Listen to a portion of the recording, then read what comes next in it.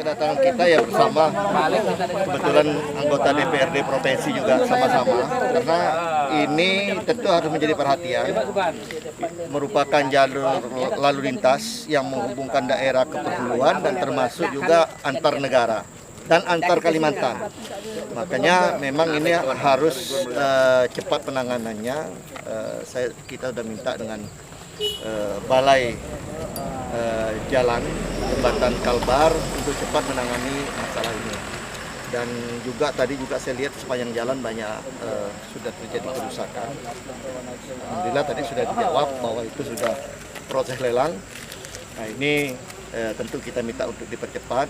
Ya, beliau lagi dari Balai Jalan lagi sedang mempercepat untuk di sana. Ya kita harap ini untuk dipercepat lah ini, karena ini jalan yang cukup vital, ya.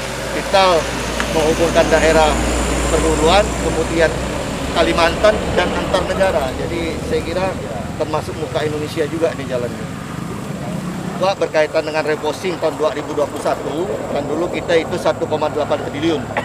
Kita reposing itu 1 triliun 800 juta, tapi semuanya itu untuk di 2022 kita anggarkan kembali, dan nanti mungkin 2021 ini juga nanti ada perubahan status jalan yang baik jalan non status maupun jalan daerah yang diusulkan untuk menjadi jalan nasional. Ini sedang dibahas, mudah-mudahan nanti minggu depan kita ada rapat dengan Kementerian PUPR. Kita akan mengetahui apakah sudah selesai berkaitan dengan perubahan status itu. Nah, tentu itu nanti perubahan status akan menambah lagi terhadap jalan nasional yang ada di Kalimantan Barat. Apa dampaknya adanya perubahan status? Yang pertama ya jelas meringankan daerah. Artinya yang tadi menjadi beban daerah menjadi beban pusat. Nah, yang kedua ya tentu mempercepat terhadap pembangunan infrastruktur di Kalbar. Daerah mana aja? Ada beberapa, ya, ada daerah Ketapang, ada daerah Sido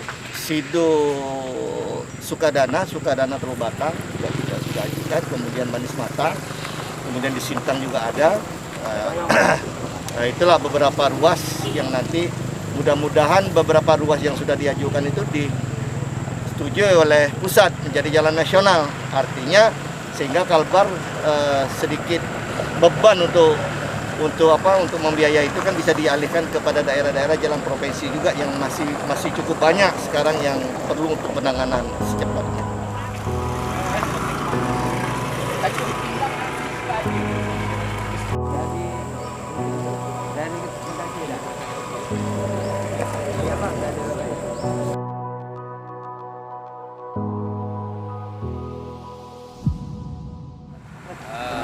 Yang jelas ini kan komisi kita di Komisi 4 memang ini kan kewenangan pusat, alhamdulillah dengan komunikasi yang baik kita bisa menyertakan Wakil Ketua Komisi 5 Bapak Said Abdul Al-Kadri, sehingga kita dari aspek politis ini cepat didorong. Kemudian kepada Balai Jalan Nasional ya kita lihat cepat juga penanganan, karena efeknya ini kan satu pada keselamatan pengendara, kedua yang paling parah pada aspek ekonomi, karena ini kan jalan utama menghubungkan antar provinsi dan daerah-daerah pulauan di Kalimantan Barat. Kalau aspek teknis nanti kita bawa PPK juga bahwa mereka siap untuk penanganan lebih lanjut. Yang jelas kita berharap bahwa kerusakan jalan nasional dengan datangnya beliau ini sebagai Wakil Ketua Komisi 5 ini pasti nyambung di tingkat pusat. Dan kami dari anggota Komisi 4 Kalimantan Barat tentu apa yang menjadi keluhan masyarakat pada aspek-aspek bencana, karena kita tahu bahwa di Kalbar ini rawan bencana, saling banjir, pasti longsor, juga harus diantisipasi, karena bukan hanya jalan nasional tetapi juga jalan-jalan provinsi yang menjadi tugas ini dan jalan kabupaten kota yang harus cepat ditangani segera, karena menyangkut aspek-aspek transportasi dan kepentingan